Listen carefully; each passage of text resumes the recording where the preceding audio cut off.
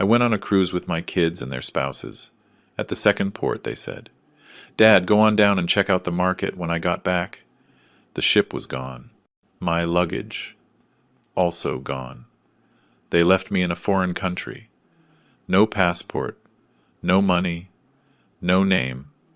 But what they didn't know is that an old sea dog always finds his way back. And when I came back, I brought the storm with me. They saw me on the news. If this story moves you, subscribe. Every day there's a new story that could be yours. Tell us where you're watching from. I'm sitting on a green plastic chair in a police station in Cartagena, Colombia. I smell like old sweat, like sea salt stuck to my skin, like dry fear. I'm wearing the same white linen shirt I wore 2 days ago, back when I still believed my children loved me.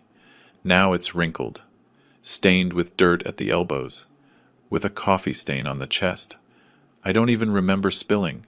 Across from me, a young police officer is typing on an old typewriter. It sounds like bones breaking. Clack, clack, clack. There's a ceiling fan, but it doesn't make a full rotation. It gets stuck every 3 turns, making a metallic grinding noise that's driving me insane. A fly is walking on the yellow wall, slow, like it has all the time in the world. I'm counting the cracks in the cement, just so I don't fall apart right here, in front of this girl who keeps looking at me with pity. My name is Julian Morgan Reed. I am 78 years old. I was born in Houston, Texas, March 5th, 1947. I owned the biggest shipyard in Houston for 45 years. I built ships that sailed all over the Caribbean, ships that carried cargo, tourists, dreams of people who trusted my work. I employed over 200 men. I paid fair wages. I helped entire families eat, educate their kids, have dignity. And now I don't even have a damn piece of paper that says who I am. The officer looks at me like I'm a homeless man, someone who made up a story to get a meal. They don't believe me, and the worst part is, I'm starting to wonder myself if any of this is real, or if I'm losing my mind. 2 days ago, on the cruise, my grandson Mason hugged me tight on the ship's deck. He's 12 years old. He's still a kid, but his eyes aren't. He whispered in my ear, so low I could barely hear him, "Grandpa, I don't want you to go to the port tomorrow." I laughed. I ruffled his brown hair. "It's always messy." "Why not, kiddo? It'll be fun. We'll buy some nice things to take home." He looked down, staring at the white sneakers I bought him for his birthday. "Just don't go." He said that, and then ran off. I thought he was just playing, that kids say weird things. Now, sitting in this chair, with the plastic digging into my skin, I understand. He knew. My own grandson knew they were going to leave me, and he couldn't do anything. Or maybe he was scared. What can a 12-year-old boy do against his own parents? The typewriter keeps clacking away. Clack, clack, clack. The fly is on the rim of my cold coffee cup now. There's a greasy film floating on the brown liquid. I haven't touched it. I can't swallow. My throat's been closed for a day. I close my eyes, and I see Sarah's face at breakfast. 2 mornings ago, when we were still on the ship, she was smiling. "Too much? Dad, it's terribly hot today, isn't it? You should come down to the port with me. It'll be good for you to stretch your legs." Grace Miller, Marcus's wife, jumped in, too quickly. "Yes, father-in-law. You should go. We'll watch your things here in the cabin. Don't worry about a thing." She has that way of talking, polite, proper, but cold as ice. I always knew Grace didn't like me, but I never thought she hated me this much.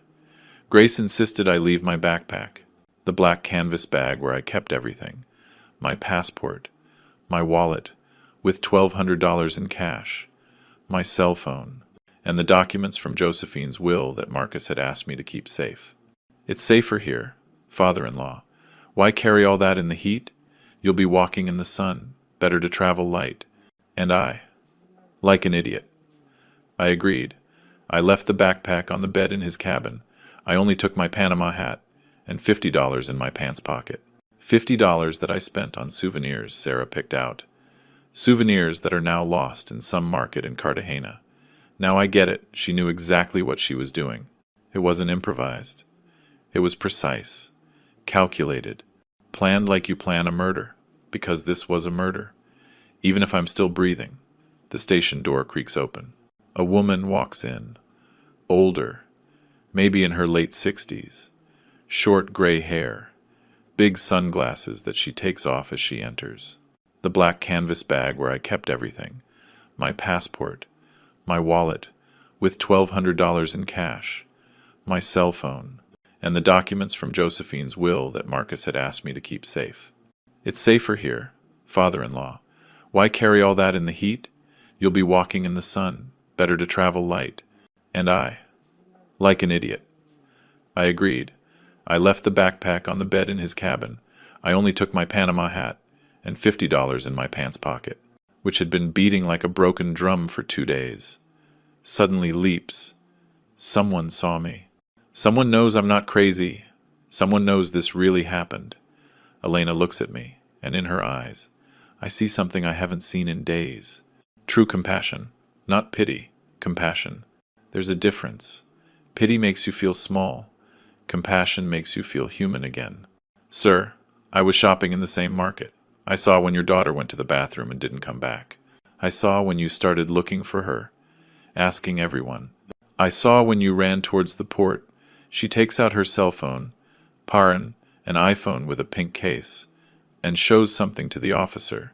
I can't see the screen from here, but I see the officer's face change. Her eyebrows knit together, her mouth tightens. This is serious, the officer says. Elena nods. Very serious.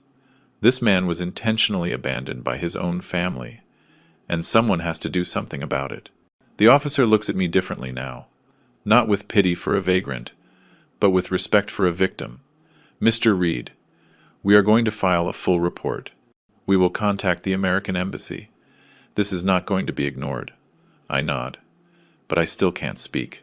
I have a lump in my throat the size of a fist. Elena sits in the plastic chair next to me. She smells like vanilla perfume. It's the first pleasant smell I've registered in 2 days. You are not alone, she tells me softly. I'm going to stay right here until this is resolved. I want to thank her, but if I open my mouth, I know I'll cry. And I've already cried too much. 78 years old, and I've cried more in these 2 days than in my entire life. So I just nod and watch the fly, which is now on the edge of the window.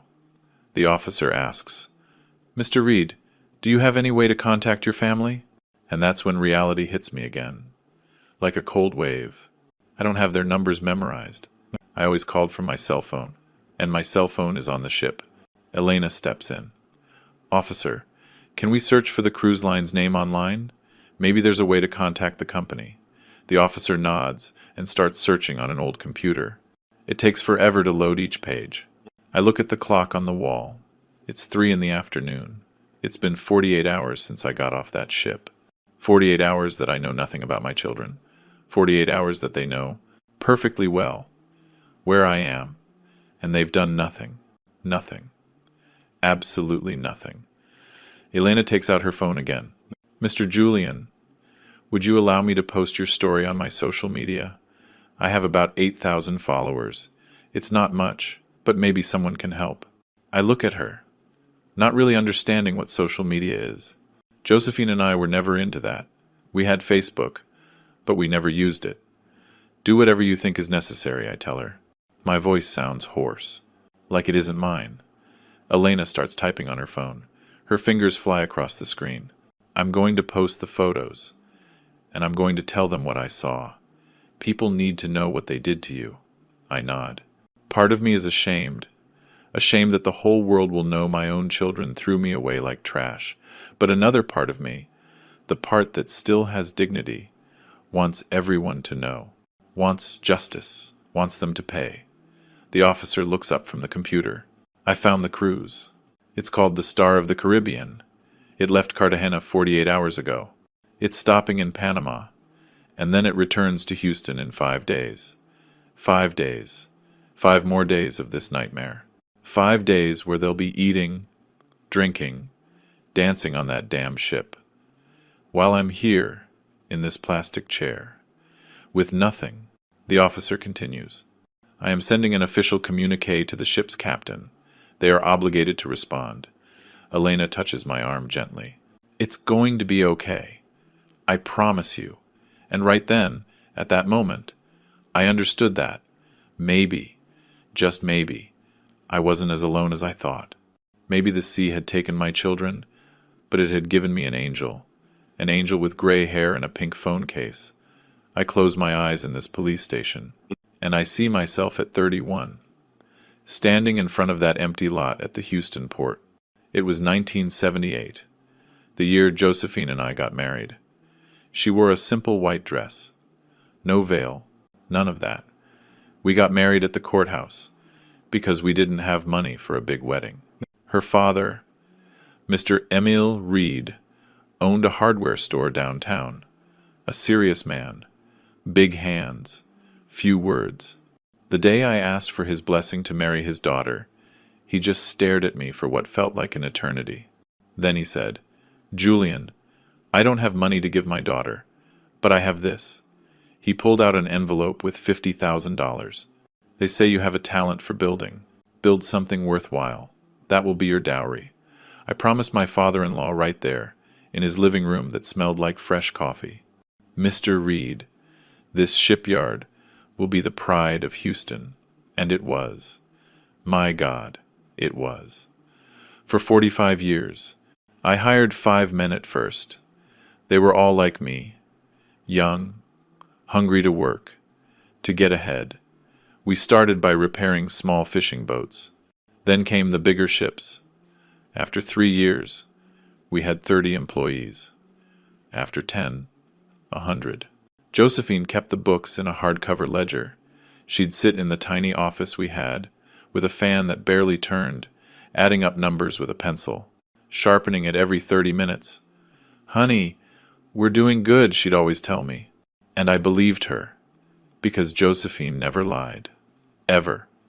Marcus was born in 1973, 5 years before I opened the shipyard.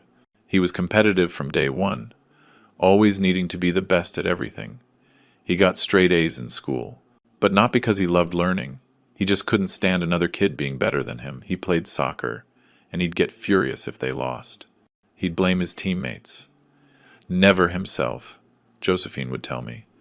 "Honey, you need to talk to him. He has to learn to lose with dignity."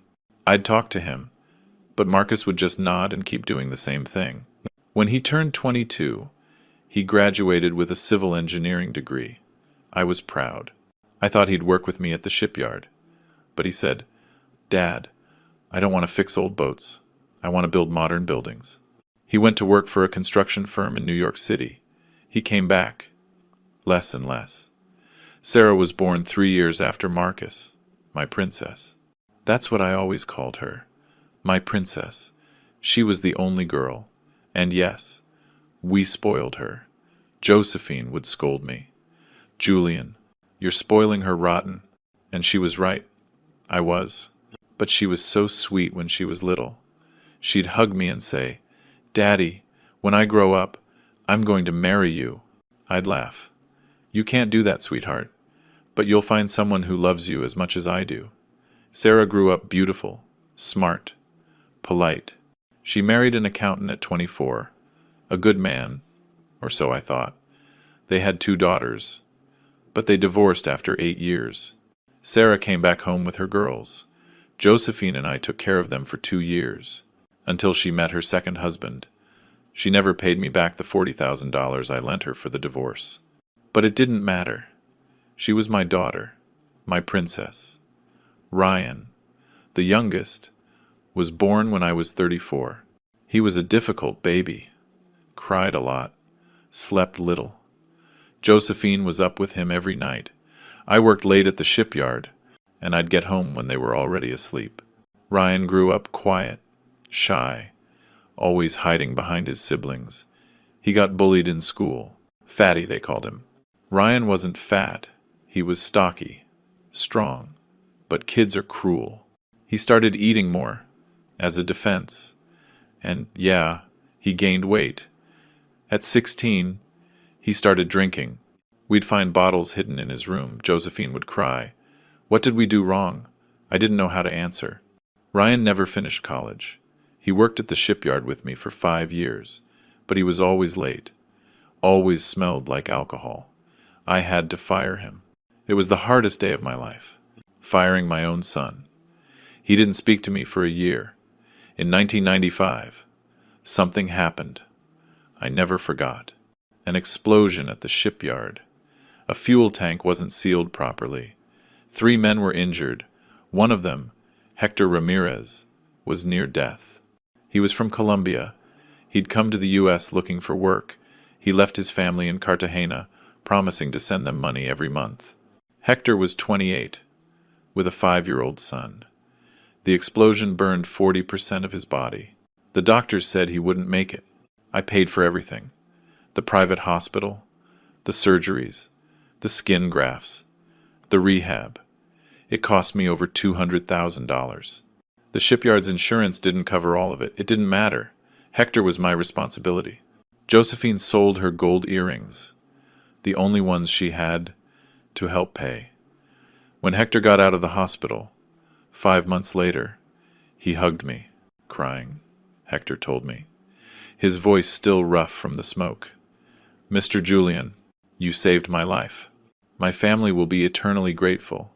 If you ever need anything, anything at all, my family will be there. I swear it on my life. I patted him on the shoulder. You don't have to swear anything, Hector. Just get well and keep working. And he did. Hector Ramirez worked at my shipyard for 20 more years, until he retired and went back to Colombia. We'd email sometimes. He'd send me pictures of his son, Michael, as he grew up. Then the emails became less frequent. Life goes on. Promises are forgotten. Or so I thought.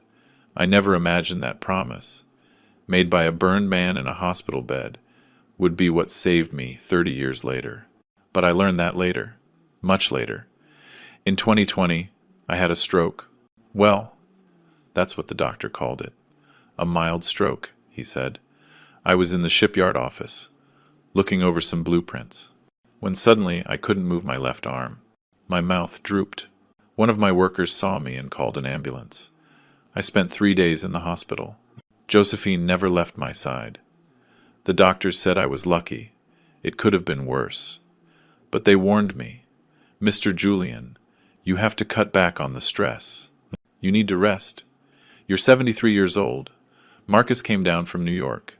He sat at the foot of my bed. Dad, it's time. Let go of the shipyard. You've done enough. Rest. I didn't want to. The shipyard was my life. But Josephine took my hand and said softly, Honey, I want you to rest, too. I want us to be together, without all this worry. And I gave in. For her, I gave in. I sold the shipyard in 2020. I got a good price, $3 million. It was a lot of money. Josephine and I were going to travel, see the places we'd always dreamed of. But Josephine got sick. 6 months later, pancreatic cancer.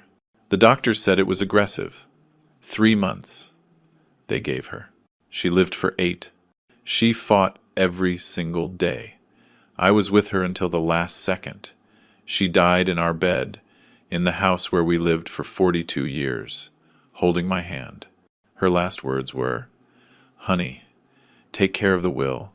Promise me you'll only open it when it's time. I didn't understand why she said that. But I promised her. I promise, my love. Rest. She closed her eyes. It was January 5th, 2021, just after New Year's. Josephine always said that was her favorite time of year, when everything felt new. She died on her favorite day. After the funeral, my kids started with the questions. Dad, when are we opening the will? Dad, we need to know what Mom left. Dad, we have to get the legal stuff sorted out, I told them. When it's time, your mother left clear instructions. The will is to be opened 4 years after her death, in my presence and the lawyer's. Respect her wishes. Marcus would get angry. That doesn't make any sense. Why 4 years? I didn't know. Josephine never explained, but it was her wish, and I was going to respect it. The months passed, and the calls continued. Always the same questions, always the same pressure. Sarah would cry on the phone. Dad, I need to know if Mom left me anything. I have debts. The girls need things. Ryan barely called, but when he did, he was drunk. That money is ours too. Old man, it's not just yours. Old man. He called me old man, like I was a burden. 6 months ago, I overheard a conversation by accident. It was at Marcus's house. He'd invited me over for dinner. I went to the bathroom, and on my way back, I heard them in the kitchen. Marcus and Grace. Marcus. We owe $3 million, Grace said. Her voice was cold, calculating. If we don't pay in 6 months, we lose everything. The house, the cars, everything, Marcus replied. The will opens in 2 months. There will be money then. Grace said something that froze my blood. And what if something happens to the old man before then? Then we control everything. Silence. Then Marcus. Grace. Don't say things like that. But it didn't sound like a reprimand. It sounded like a doubt. I just stood there in the hallway, my heart pounding. I thought they were just words of frustration, words spoken in a moment of desperation. I didn't think they'd actually do it. But they did, my God, and they did. The day of the cruise, the sun was splitting the rocks in Houston. I got to the port with my old brown leather suitcase, the same one Josephine and I used when we went to Key West for our 20th anniversary. It feels like it's full of bricks. I packed clothes for 7 days, my blood pressure medication, the book I'm never going to finish, and the photo of Josephine I always carry in my wallet. I walk up the metal ramp. It clangs hollowly under my shoes. A young family is in front of me. The kids are screaming with excitement. Behind me is Marcus, with his modern, black, shiny rolling suitcase. He doesn't offer to help me. He doesn't even look back to see if I need anything. Grace walks beside him, wearing sunglasses that cost more than my monthly pension. She smiles when she sees me sweating. How exciting, father-in-law. Your first cruise, her voice is rehearsed, like a bad actress in a cheap soap opera. We check in at the reception. A girl in a navy blue uniform hands me a key card. Cabin 412, Mr. Reed. Deck 4, Marcus and Grace get their cards. Family Suite 320, Deck 3, Family Suite. I get a cabin. I get to my room, and it's so small I can barely stretch my arms. A single bed pushed against the wall. A bathroom the size of a closet. A round porthole window looking out at the sea. That's it. I sit on the bed. The springs creak. Marcus shows up at the door. Everything okay, Dad? I tell him yes. It's better this way, Dad. Quieter for you. We make a lot of noise with Mason. I nod. It makes sense. Or, I tell myself it makes sense. But something in my chest feels heavy. Josephine would have told me, Honey, this isn't right. A family travels together. But Josephine isn't here to tell me anything. The first night, there's a formal dinner in the main dining hall. It's huge, with crystal chandeliers and waiters in white gloves. I've never been in a place like this. I put on my good white shirt, the one I wear to weddings, and my navy blue blazer. It's 20 years old, but it still looks decent. I get to the table, and they're all already seated. Marcus, Grace, Sarah with her new husband, Ryan with Lucia, his wife, and Mason, my grandson, who looks at me with big, sad eyes. The ship's captain comes over to our table. His name is Humberto Salazar. He's in his 50s, gray hair, perfectly combed, immaculate white uniform. He raises his glass. A toast to families who sail together. Everyone raises their glass. I raise mine. I look at Marcus. He avoids my gaze. He's staring at his glass. Ryan is already on his third beer. His eyes are glassy. Sarah won't stop looking at her phone, typing something. She smiles at the screen. Not at me. Mason gets up from his chair and sits in the one next to me. Grace had put him at the other end of the table, far away from me. Grandpa, tell me about when you built the Navy ship. My grandson has Josephine's eyes. The same light brown color, almost honey. I start to tell him about that time in 1985, when the government hired us to repair a Navy vessel. I'm just getting started, when Grace cuts in, her voice sharp as a knife. Mason, let your grandfather rest. Come over here. Mason hangs his head. But Mom, I want to listen. Now, Mason. The boy gets up slowly. He squeezes my hand under the table. When he gets back to his chair, I see his eyes are full of tears.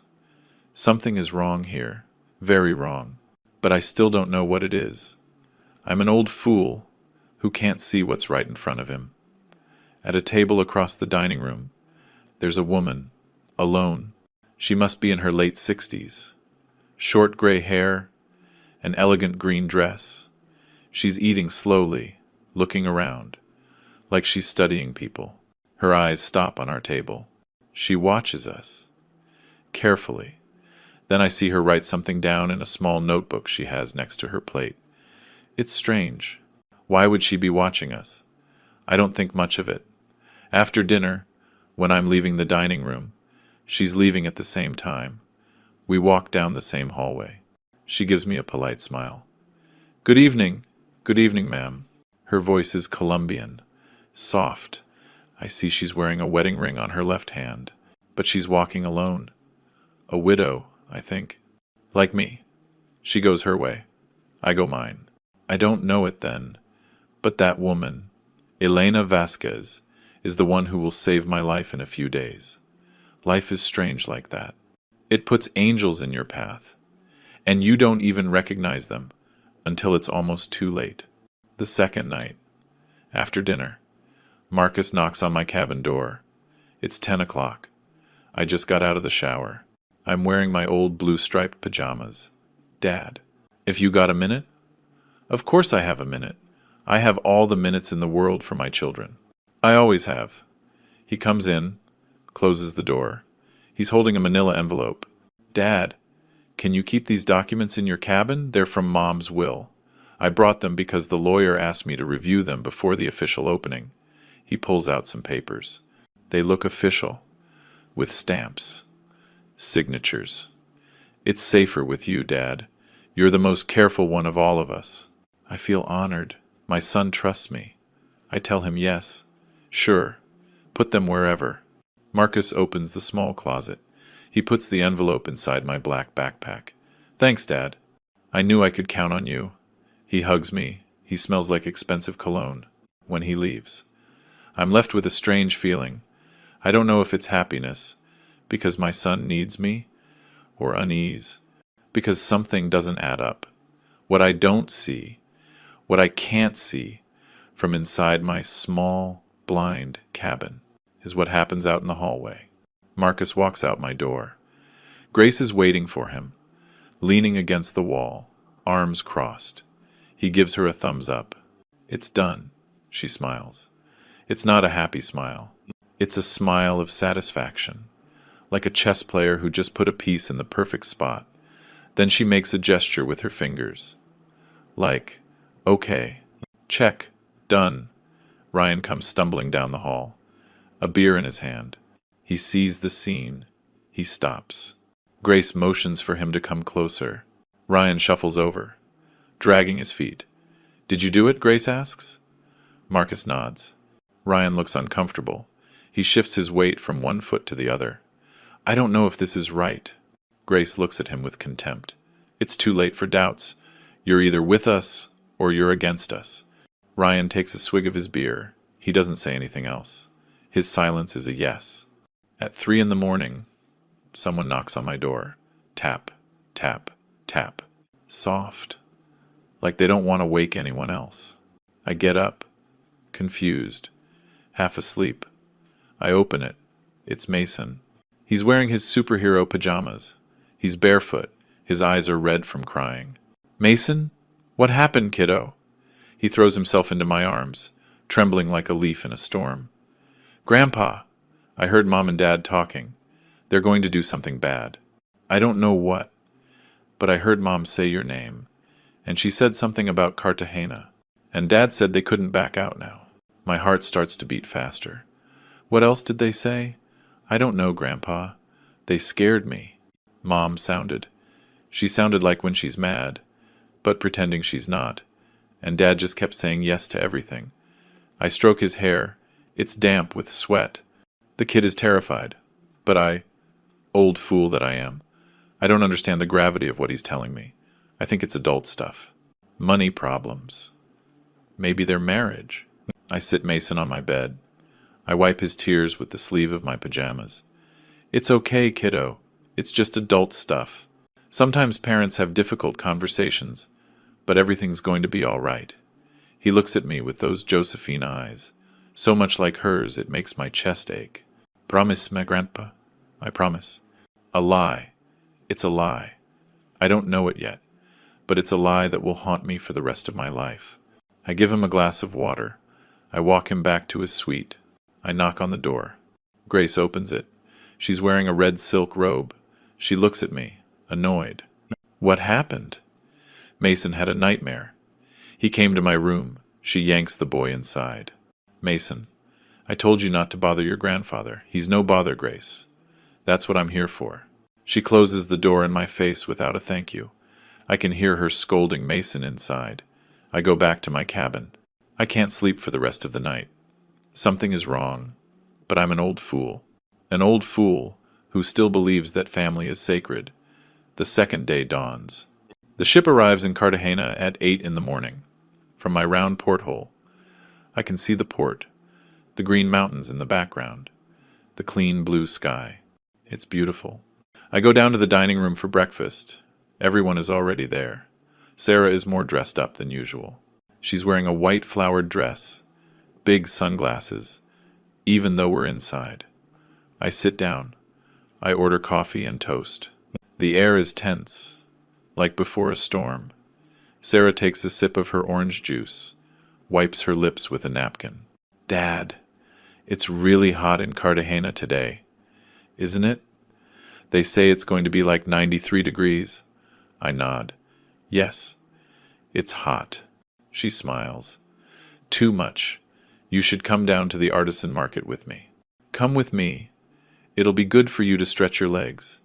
I want to buy some nice things for Mom. For Mom, she said. For Mom. Josephine has been gone for 4 years, and Sarah says she wants to buy things for her. It's a low blow. She knows I can't deny her anything when she mentions her mother. My chest tightens when Sarah says, "For Mom." That phrase disarms me. It leaves me defenseless. Josephine adored handmade crafts. The colors. The things made by hand. Whenever we traveled, we'd come back with bags full of embroidered tablecloths, clay figures, things we never needed, but that she loved to have. To remember we were here, she'd say. I look at Sarah. She's smiling. A sweet smile. My princess's smile. All right, honey. Let's go. Grace jumps in. Quickly. Perfect. We'll just rest on the ship. You go and have a good time, father-in-law. Marcus nods. Yeah, Dad. Enjoy yourself. You deserve it. Ryan says nothing. He stares at his plate. Mason looks at me with those sad eyes again. I stand up, leaving my coffee half finished. When she said, "For Mom," something in my chest squeezed shut. A small voice inside me was screaming, "Don't go. Don't go. Don't go." But I ignored it. I went anyway. For her. For my Josephine. That was my mistake. The mistake that almost cost me my life. It's 9:47 in the morning when Sarah and I get off the ship. I know, because I look at my watch. An old Casio with digital numbers. A gift from Josephine 15 years ago. It still works perfectly. The heat hits me in the face like a slap. 90 degrees, Sarah said. Feels hotter. The air smells like a strange mix. Fried fish from the market stalls, diesel from the ships, tropical fruits rotting on the corners, and that salty sea smell that gets into your skin and doesn't let go. I'm wearing my white linen shirt, the one that wrinkles as soon as you put it on, but it's cool. My Panama hat to protect me from the sun, jeans, and comfortable brown shoes. Sarah is wearing huge sunglasses that cover half her face, a white dress with pink flowers, high-heeled sandals that click on the pavement. We walk towards the artisan market. She's in front. I'm behind, trying to keep up. We get to the market at 9:52. I know because I look at my watch again. It's a habit I've had since my shipyard days. Always needed to know the exact time. The market is full of color. Stalls with red, yellow, green awnings, hanging tapestries, hammocks, hats, bright beaded necklaces, silver bracelets, carved wooden figures. There's music coming from somewhere, something tropical with drums. Sarah stops at a stall with embroidered cloths. The woman running it is about 50. Dark skin, a big smile. Very beautiful, my love. For your mother, for your sister, for your mother-in-law. Sarah touches the fabrics, holds them up to the light. This one for Cousin Lucy. This one for Aunt Connie. I take out my wallet. $50 is all I have. I pay for the cloths. Sarah smiles. Thanks, Daddy. She gives me a kiss on the cheek. She smells like expensive perfume, like flowers that don't exist in nature. You're the best dad in the world. We walk to other stalls. Sarah buys necklaces, earrings, an embroidered blouse. I pay for it all. It's 10:15 in the morning. She stops suddenly, puts her hand on her stomach. Oh, Dad, I need to use the bathroom. She makes a face. It's, woman stuff. It might take a while. You know how it is. I nod. I understand. Well, I don't really understand being a man, but I understand that women need privacy for some things. It's all right, honey. You go on. I'll stay here, looking at the crafts. She points to a building 2 blocks away. There are public restrooms over there. I won't be long. Okay? You keep picking out souvenirs. I'll be right back. She gives me another kiss on the cheek. I love you, Daddy, and she walks off quickly in her heels. Click, clack, click. I watch her go. Her white dress flutters in the breeze. She looks pretty. My daughter. She looks like she did when she was 20, and she was my princess. I donkeys know this will be the last time I see her as my daughter. The last time, before she becomes a stranger. I stay, looking at some wooden figures. There's one that's a small ship, handmade, with nice details. It reminds me of my shipyard. I'm haggling over the price with the vendor, when an older woman walks up. It's the lady from the cruise ship dining room, the one who was alone. Elena, I think her name is. Though I don't know if she told me her name or if I made it up. She's buying an embroidered tablecloth with birds on it. She sees me and smiles. Good morning, sir. Enjoying the stop? Yes, ma'am, with my daughter. I look around, but I don't see Sarah. Elena buys her tablecloth. She stays at the same stall, looking at other things. I buy the little wooden ship. The vendor wraps it in newspaper. It's 10:17 in the morning. Sarah said she'd be right back. Right back is 10-15 minutes. Max. I wait. The sun is beating down on the pavement. I feel sweat running down my back, under my linen shirt. I take off my hat. I wipe my forehead with a handkerchief. 10:35. Sarah's not back. I start checking my watch every 2 minutes. 10:37. 10:39. 10:42. It's been 20 minutes. Maybe the line for the bathroom is long. Maybe she felt sick. Women have those issues. Stomach problems. Things a man doesn't understand. I try to stay calm. I walk around the nearby stalls, looking for her. White dress with flowers. Should be easy to spot. But I don't see her. I ask a woman selling hats. Excuse me. Have you seen a lady in a white dress? About 50. Brown hair. The woman shakes her head. No, sir. A lot of people pass through here. I ask another vendor. Same answer. My heart starts to beat a little faster. It's not panic yet, just worry.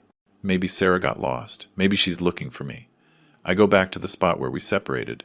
I wait there, like a statue, so she can find me when she comes back. 10:50. 50 minutes. This isn't normal anymore. I walk towards the public restrooms she pointed at. I find the building. It's an old concrete building, painted a dirty white. There's a line. Tourists. Local women with market bags. I go up to a lady who's waiting. Excuse me, could you do me a favor? I'm looking for my daughter. She went into the bathroom about an hour ago. Have you seen a lady in a white dress? The woman looks confused. An hour ago? No, sir. I've been here 20 minutes, and I haven't seen anyone in a white dress. I ask her for another favor. Could you please check if she's inside? I'm worried. The woman is kind. She goes into the bathroom. She comes out a minute later. There's no one in a white dress in there, sir. Just two young girls fixing their hair. Something cold runs through my body, like ice water in my veins. Are you sure? Positive, sir. Do you want me to ask if anyone saw her? Please. She goes back in. Comes back out. Nobody saw her. 11:05 in the morning. The first real wave of panic hits me. My daughter has disappeared. She's in a city she doesn't know. In a foreign country. What if something happened to her? What if someone took her? Cartagena is beautiful, but it's dangerous too. Everyone knows that. I start walking faster, checking every stall, asking every person I see. Have you seen a lady in a white dress, brown hair, about 50, big sunglasses? No one has seen her. It's like she vanished into thin air. I go back to the bathroom area. I check the nearby streets. Nothing. My heart is pounding now, like a war drum. Boom, boom, boom. So loud I can feel the pulse in my temples. I start to sweat more, and not just from the heat. Cold sweat, the sweat of fear. I think, what if she's sick, lying somewhere? What if she fainted? I have to find her. I have to find my girl, my princess, my Sarah. 11:20. An hour and 5 minutes since she left. I take off my Panama hat. I use it to fan myself. It doesn't help. The heat is suffocating. My linen shirt is soaked, sticking to my back. I feel like I can't breathe right. My chest is tight. Is it my heart? Am I going to have another stroke? No, I can't. Not now. I have to find Sarah. I take a deep breath. Once, twice, 3 times. I force myself to calm down. Think logically. What if she went back to the ship? Of course. That must be it. Maybe she looked for me. I couldn't find me. I thought I had gone back to the ship. So she went back too. That makes sense. Perfect sense. I feel better. The panic subsides. A little. The ship. I have to get to the ship. Sarah will be there, worried, looking for me, maybe even mad that I wasn't where I was supposed to be. I start walking towards the port. The port is a 20-minute walk. I remember, because I saw the sign when we got off. Port, 1.5 kilometers, 20 minutes, if you walk at a normal pace. I don't walk at a normal pace anymore. I'm 78 years old, and my knees hurt. 11:45. I'm halfway to the port when she appears. Elena, the lady from the cruise. She sees me walking fast, almost running, sweating like I'd gone for a swim with my clothes on. Sir, are you looking for someone? I saw you with a woman in the market earlier. I stop. The relief of seeing a familiar face is so great, I almost cry. Yes, my daughter. She went to the bathroom an hour and a half ago. I can't find her. I think she went back to the ship. I'm heading there now. Elena looks at me, and something in her face changes. She gets serious. She pulls out her cell phone, looks at the time. Sir, are you a passenger on the Star of the Caribbean? Yes, yes. That's why I'm running. I'm sure Sarah is waiting for me there. Elena swallows hard. She puts a hand on my arm. Sir. Her voice sounds strange. Scared. That ship. It sets sail in 15 minutes. The world stops. 15 minutes. 15 minutes? No, that can't be. I look at my watch. 11:47. The ship leaves at 12. They always leave at 12. They said so in yesterday's announcement. There are 13 minutes left. 13 minutes. And I'm 20 minutes away. No. No. No. No. Sir, we have to run. Now. Elena starts to run. I try to keep up. I run. I don't remember the last time I ran. 10 years. 15. My lungs are on fire. My knees protest with every step. My heart is beating so fast I think it's going to explode. People are staring at us. An old man and an old woman, running like crazy through the streets of Cartagena. Elena looks back. Come on, sir! You can do it! But I can't. My legs give out. I stop. Bent over. Hands on my knees. Trying to breathe. Elena runs back to me. No, I can't. I can't go on, I gasp. She wouldn't leave me here. My daughter. She wouldn't do that. Elena looks at me, with an expression I can't decipher. Pity, horror, understanding. Sir, we have to try. Come on. She grabs my arm. We walk fast as I can. We turn one corner, then another. The port is in sight. I see ships, lots of ships. Which one is ours, the Star of the Caribbean? It has to be there. We enter the port area. Security guards, tourists with luggage, last-minute souvenir vendors. I scan the area. Where is it? Elena points. There. I see a large, white cruise ship pulling away from the dock. Slowly, very slowly, but pulling away. On the stern, I can read the name in blue letters. Star of the Caribbean. No, it can't be. I run the last few yards to the edge of the dock. Wait! I'm a passenger, I shout, with all the voice I have left. Sarah! Marcus! I'm here! I wave my arms. The ship keeps moving away. Slow, unstoppable, like death, like being forgotten. 15 minutes. If we just had 15 more minutes, but we didn't. And my daughter. My daughter. She didn't leave me here. She wouldn't do that. It can't be. This has to be a mistake. A terrible, terrible mistake. If you're listening to my story, please tell me in the comments where you're watching from. Sometimes, knowing someone is out there, listening, makes me feel less alone in all this. It's 11:47 in the morning.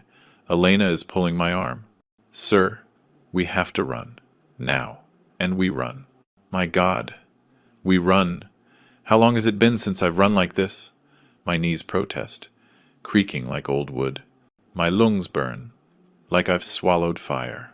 Every breath is a knife in my chest. 78 years old.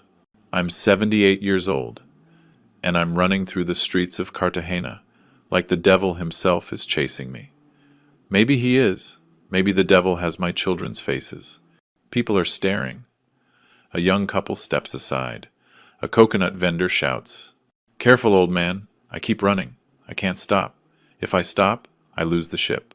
If I lose the ship, I lose my family. Although, I've already lost them. I just don't know it yet. Elena is running beside me. Come on, sir. Almost there. She's 62, but she's in better shape than I am. Her legs move easily. Her breathing is controlled. I'm stumbling, panting like an old dog. Sir, wait. I'm with you, she yells, when she sees me getting too far ahead. But I can't wait. There's no time. The clock hits 11:50. 10 minutes. 10 minutes left before the ship sails.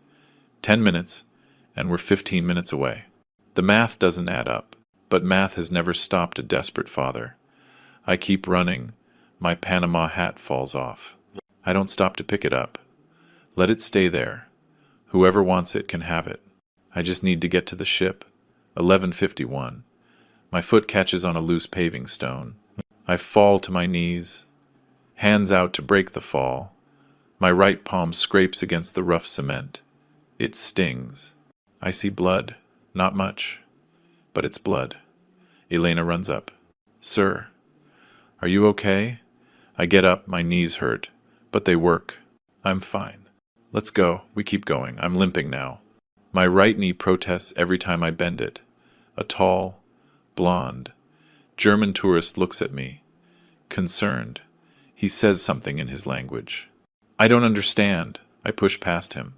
A hat vendor yells, Grandpa, careful! You're going to kill yourself. It doesn't matter. I'd rather die running than be left here, alone, abandoned, like a dog on the side of the road. 11:53. I have to stop. I have to. My legs won't respond. I bend over, hands on my knees, trying to force air into lungs that don't want it. Everything hurts. Everything. Even my bones ache. My chest is tight. Is it a heart attack? Please, God. Not now. I can't. I can't do it. The words come out in gasps. Elena puts her hand on my back. Yes, you can, sir. Come on. We're almost there. Look. The port is right there. She points ahead. Sure enough. I see the cranes. The masts of the ships. We're close. Very close. I take 3 deep breaths. I force myself to stand up straight. My body is screaming no. But my heart, that stubborn old muscle that still loves its children, says yes. We keep walking. Fast.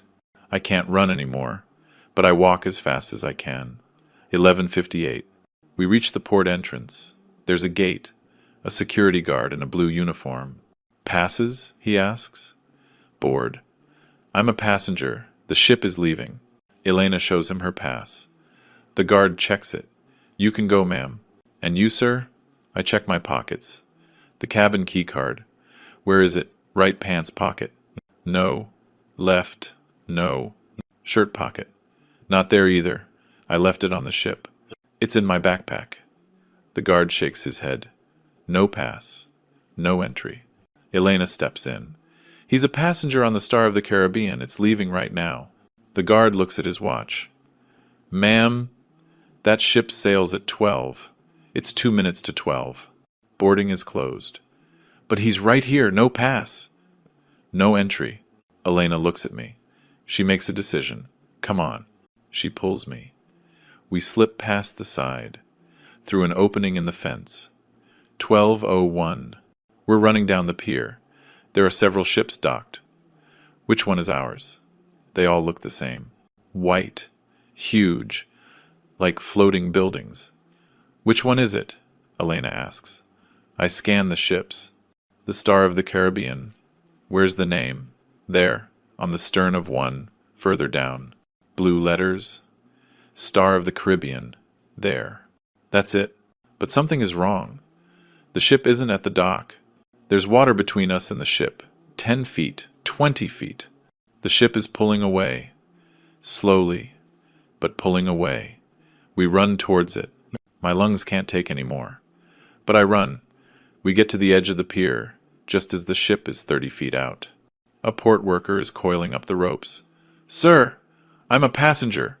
Boarding is closed, sir. I'm sorry. 12:03. I stand at the edge of the pier. The ship moves away. Slowly. Like in slow motion. Like a nightmare. I can see the deck. There are people up there. Tourists. Waving goodbye to the port. Is Sarah up there? Is Marcus? I raise my arms. Faintly. I yell. With all the voice I have left. Sarah! Marcus! I'm here! You missed me! Come back! My voice breaks on the last word. I yell again. Ryan! I'm here. It's me. Your dad. I keep waving my arms. Maybe they'll see me. Maybe the captain can turn back. Ships can turn back. Right? It's just a matter of telling them. Elena is next to me. She's yelling too. Waving her arms. But the ship keeps moving away. 50 feet. 100 feet. 200 feet. On the deck of the ship, someone sees me. It's a child. Messy brown hair. Mason. My grandson is leaning over the railing on deck 5. He sees me, I know he sees me, because he raises his hand. He's crying. I can see the tears shining on his face. Even from here, he raises his hand, like he's saying goodbye, or asking for forgiveness. Grace appears behind him. She puts her hands on his shoulders. She pulls him back. I see her say something to him. I can't hear what, but I know she's saying, "Don't look," or "Get inside," or "It's not your fault." Mason disappears inside. Grace stays there for one more second. She looks right at me. Our eyes meet across the 200 feet of salt water. She doesn't raise her hand. She doesn't make a gesture. She just looks at me. Then she turns around and goes inside. Just like that. Like it was nothing. Somewhere on that ship, on the bridge, Captain Humberto Salazar is standing at the controls. He has binoculars in his hand. He's looking at the pier, at me. He sees me. I know he sees me. I see his hand move towards the radio. His hand is shaking. It stops. Someone says something to him. It's a younger officer, pointing at a screen. The captain lowers his hand, puts the binoculars away.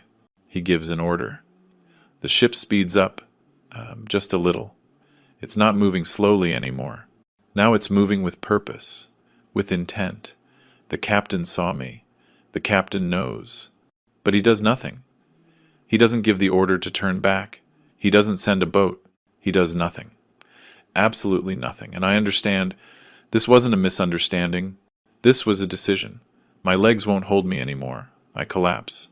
I fall to my knees on the hot concrete of the pier. Elena tries to catch me, but I'm too heavy. I fall anyway. My knees hit hard. I don't feel the pain. All I feel is a huge, empty hole in my chest. Like someone ripped my heart out with their bare hands. The ship is 300 feet away now. 500. It gets smaller. A white speck against the blue of the sea. It's gone, sir. It's gone.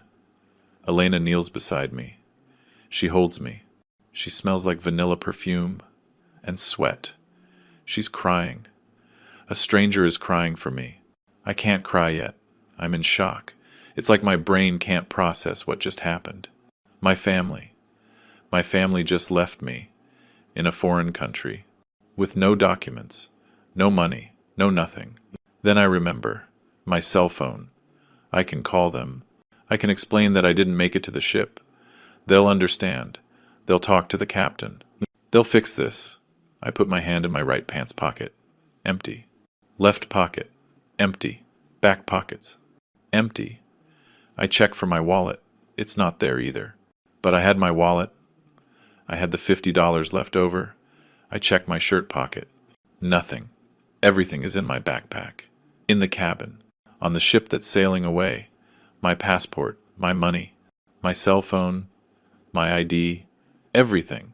All I have are the pants and the shirt I'm wearing, and the dried blood on my right hand, and an old woman on the ground, crying with me. And right there, with the taste of bile in my mouth, and my heart shattered into a million pieces, I understood. She just looks at me. Then she turns around and goes inside. Just like that. Like it was nothing. Somewhere on that ship, on the bridge, Captain Humberto Salazar is standing at the controls. He has binoculars in his hand. He's looking at the pier, at me. He sees me. I know he sees me. I see his hand move towards the radio. His hand is shaking. It stops. Someone says something to him. It's a younger officer, pointing at a screen. The captain lowers his hand. This wasn't a mistake. It was a plan. And I was the idiot who walked right into it. Like a lamb to the slaughter. 12:15 in the afternoon. I'm sitting in a Port Authority office that smells like old paper and burnt coffee. I'm shaking. I don't know if it's from shock or if I'm cold. Despite the heat, a heavy man with a mustache and a short-sleeved shirt looks at me from behind a desk piled high with folders. He has a tired face, a world-weary face. He types on his old computer. The keys clack loudly. Clack, clack, clack. just like in the police station, 2 days ago. Or was it 2 hours ago? I don't know. Time doesn't mean anything anymore. Reed, Morgan. He types, pauses. He furrows his brow. Types some more. Doesn't show up, sir. My heart skips a beat. What do you mean, doesn't show up? There's no Julian Morgan Reed registered as a passenger on the Star of the Caribbean. I shake my head. That's impossible. Like he's seen too many weird things. All right, sir. Tell me what happened. My voice comes out raspy. I'm Julian Morgan Reed, passenger on the Star of the Caribbean, cabin 412. I went ashore with my daughter. She went to the bathroom and never came back. When I got to the pier, the ship had already sailed. I need you to contact them. My family is on board. They have my things, my documents. The man looks bored. He's heard 1,000 stories from clueless tourists. Marcus Reed is traveling with his wife, Grace Reed, and his son, Mason Reed. 3 passengers, no one else. The words hit me like stones. 3 passengers. I'm the 4th. Or, I should be. That can't be right. I was traveling with them. We ate meals together. I slept 2 nights on that ship. The bureaucrat looks at me with an expression that says he's heard this all before. Sir, maybe you were in a different cabin. Did you check your key card? Silence. A heavy silence that crushes my chest. What about me? My voice sounds small, like a lost child's. Where am I in the system? The man checks the screen again. He scrolls. Up, down. You are not registered, sir. I'm sorry. Not registered. The words echo in my head. I'm not registered. As if I never existed. As if the 2 nights I spent in that tiny, damn cabin were a dream. As if the dinners with my children were all in my head. Elena puts her hand on top of mine on the desk. That can't be. There has to be a system error. These old computers, they fail sometimes. The bureaucrat looks offended. The computer is working perfectly, ma'am, Elena insists. I saw him. I saw this man on the ship. We had breakfast at tables near each other. I saw him with his children. The bureaucrat shrugs. Then maybe he was a passenger in a different cabin and got confused. My blood boils. I am not confused. I slept in 412. My backpack is in there. My passport. My cell phone. Everything. Do you have any proof of payment? A receipt? A confirmation email? I think, of course. The receipt. Yes. I paid for part of the trip. My children invited me, but I insisted on paying my share. I transferred $5,000 to my son, Marcus, a month ago, to cover my ticket and expenses. The bureaucrat raises his eyebrows. Do you have proof of that transfer? I instinctively reach for my pocket. Then I remember. Empty. Everything is empty. It's on my cell phone. The confirmation was a text. I saved it. But my cell phone is on the ship, in my backpack, in the cabin you're now telling me isn't mine. The bureaucrat closes his eyes for a moment, as if praying for patience. Sir, without documents, without proof of payment, without any registration in the system, there is nothing I can legally do. You are not a passenger on that ship. I feel sick. A wave rises from my stomach to my throat. I stand up, stumbling. I look for a bathroom. There isn't one. I see a trash can in the corner. I vomit into it. Water and bile. I haven't eaten anything since breakfast. Elena holds me. She wipes my mouth with a tissue from her purse. It's okay, sir. It's okay. I sit back down in the chair. I'm shaking harder now. Elena turns to the bureaucrat. Please, can you show me the full passenger list? Maybe there's a mistake in the cabin number. Maybe he's registered in another room. The man sighs. But he agrees. He prints out a sheet of paper. It's 3 pages long. Elena scans it. Her eyes move over every name. She runs her finger down the list. I watch her. Hopeful. She's going to find me. She has to find me. Page 1. Nothing. Page 2. Nothing. Page 3. Nothing. Elena looks up. Her eyes are full of horror. He's not here. I grab the papers from her. I read them myself. I look for Reed. There's Marcus. Grace. Mason. But Julian? There is no Julian. I read it again, and again, and again, as if staring at it longer will magically make my name appear. The bureaucrat clears his throat. Sir, according to this system, you were never on that ship. Never. I was never there. The words don't make sense, but at the same time, they make all the sense in the world. They erased me. My own son erased me from the registry. When? How? How long had he been planning this? I think about the day he invited me. Dad, let's go on a cruise. All of us, together. I think about how he insisted he would take care of everything. Don't you worry about a thing, Dad. I'll make the reservation. You just pack your bag. I think about the $5,000 transfer I made. Money I now have no proof I ever sent. Money that disappeared. Just like me. Elena grabs my arm. Let's go outside, sir. You need some air. I stumble out. The sun blinds me. There's a concrete bench outside the office. I sit down. Elena sits next to me. There's a trash can nearby. I lean over. And I'm sick again. Puribile. Bitter. Like my life right now. Elena rubs my back. There. It's okay. I can't be okay. I'm shaking. Like I have a fever. They erased me. My voice is broken. My own children. They erased me from the system. Like I don't exist. Like I was never even there. Elena doesn't say anything. What can she say? There are no words for this. There is no comfort for this kind of betrayal. I wipe my mouth on the back of my hand. It's on my cell phone. The confirmation was a text. I saved it. But my cell phone is on the ship. In my backpack. In the cabin you're now telling me isn't mine. The bureaucrat closes his eyes for a moment, as if praying for patience. Sir, without documents, without proof of payment, without any registration in the system, there is nothing I can legally do.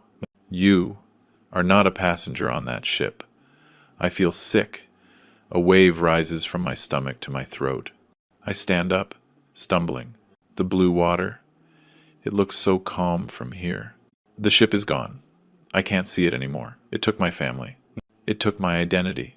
It took the last 4 years of my life, waiting for that will to be opened, so we could all be together again. For this? So they could abandon me in a foreign port? Elena finishes taking pictures. She sits down again. Mr. Julian, we're going to fix this. We're going to the American consulate. They can help you.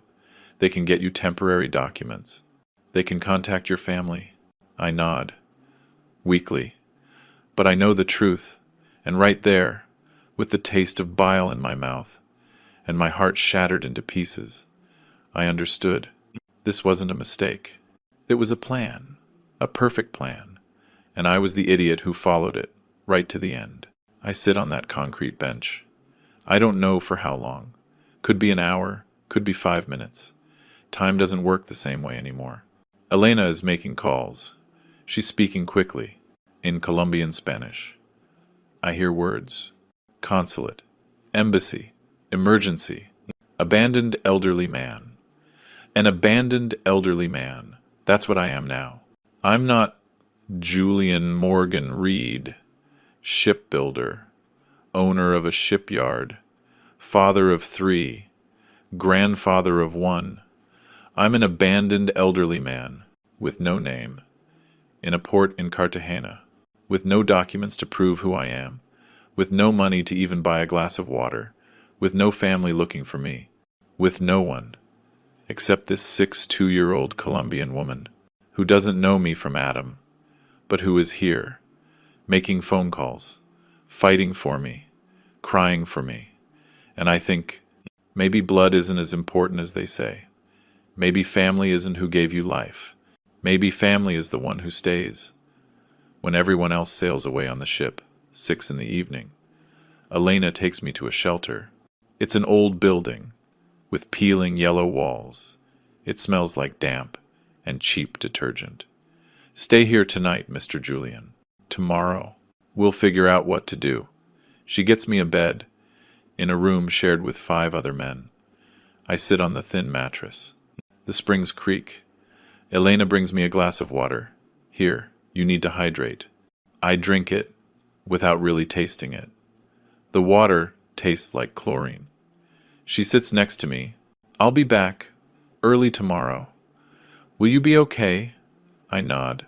A lie. I won't be okay. I'll never be okay again. But she needs to go. She's already done too much for me. Elena squeezes my hand and leaves. 7:30 at night. Elena comes back with a borrowed cell phone. It belongs to the woman who runs the shelter. She said you can make one call. I think. Who can I call? My children abandoned me. My friends. I haven't spoken to most of them in years. Then I remember Dr. Armando Cisneros, my old friend, Josephine's friend. He'll know what to do. Elena dials the number I give her. She waits. Puts it on speaker.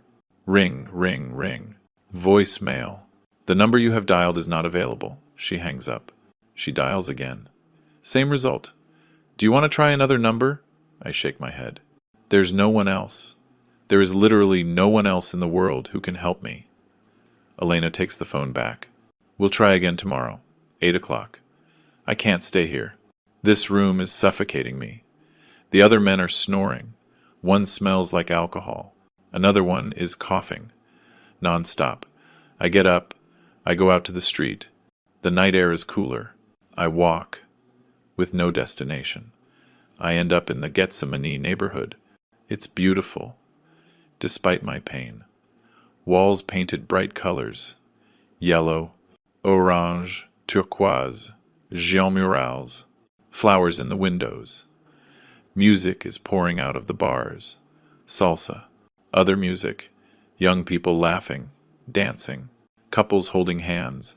Families eating at tables outside the restaurants. Life. So much life. All around me. And me. Dead inside. Walking like a ghost. Among the living. 8:45. I sit on the steps of a locked church. I watch the people pass by. A young man with a professional camera is taking pictures of tourists. He's charging them about $20 a photo. He looks to be about 28. Long black hair, tied back in a ponytail. A few days stubble. He's wearing a black t-shirt and ripped jeans. He looks at me, goes back to his customer. But he looks at me again. He finishes with the tourist, puts his money away. He walks towards me, stops. About 10 feet away, he's staring at me. Mr. Julian? His voice is shaking. I look up. Do you know me? The young man gets closer. Are you? Julian Reed? From Houston? My heart beats faster. Yes, I am. Who are you? The young man kneels in front of me. His eyes are full of tears. I'm Michael Ramirez. My father worked at your shipyard. You saved his life. The world stops. Ramirez. Hector Ramirez. The man from the explosion. Hector? I whisper. Michael nods. Yes, sir. Hector Ramirez was my dad. He uses the past tense. Was. Michael wipes his eyes. He passed away 2 years ago. Cancer. But until his last day, he talked about you. He'd say, Michael, if you ever see Mr. Julian, you pay the debt. Our family owes him everything. I start to cry. I can't help it. Michael hugs me. Right there, on the steps of that church. I cry, in the arms of a stranger, who is the son of my dead friend. Michael sits next to me. He takes out his phone, shows me pictures. This is my dad. Do you remember him? I see Hector, older, gray hair, but smiling. I was 5 when the explosion happened. I don't remember much, but Dad told me the story all the time. How you ran into the fire, how you carried him out, how you paid for the whole hospital, how Mom and I ate because of you, while Dad couldn't work. Michael scrolls through more photos.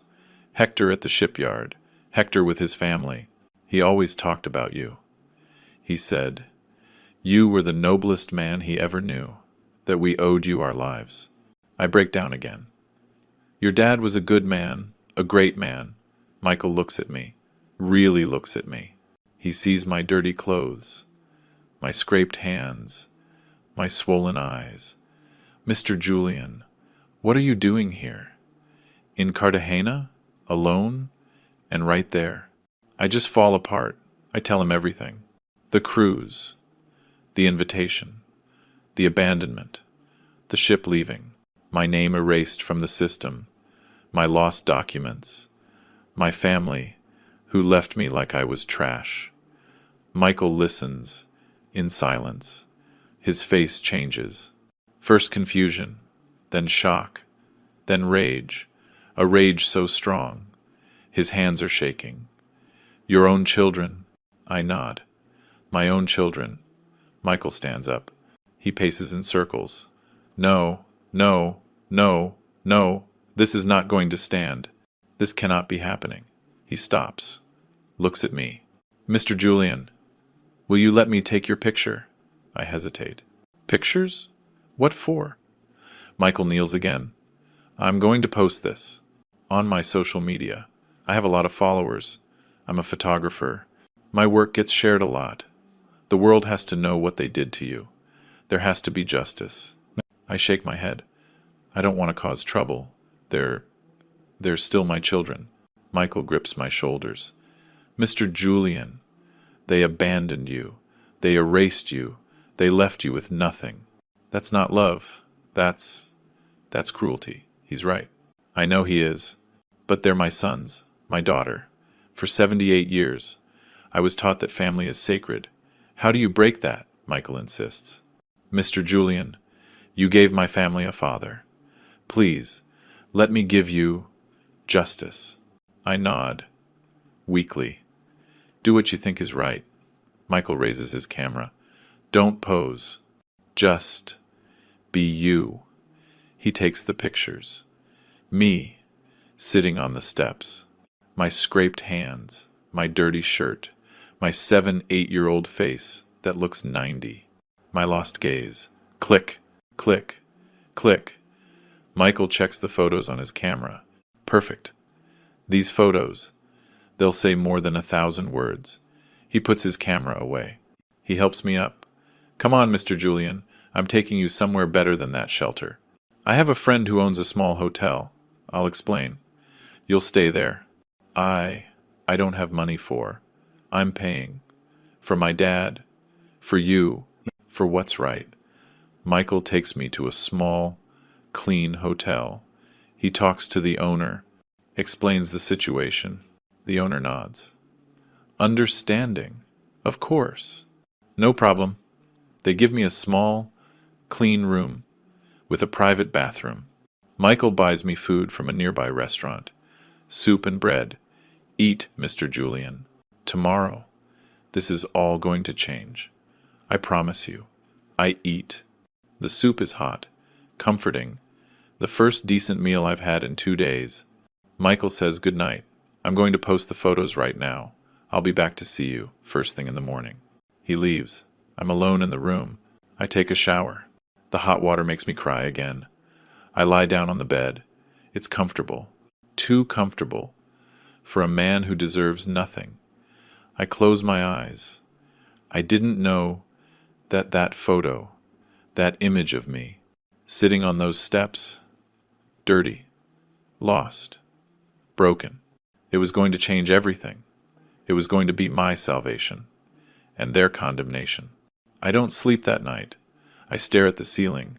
I count the water stains, 27. I think about Josephine, what she would say if she knew. Honey, don't cry. Get up, fight. She was always stronger than me. I think about Mason, crying on the deck of the ship, my grandson, who knew and couldn't do anything. I think about the captain, who saw me and did nothing.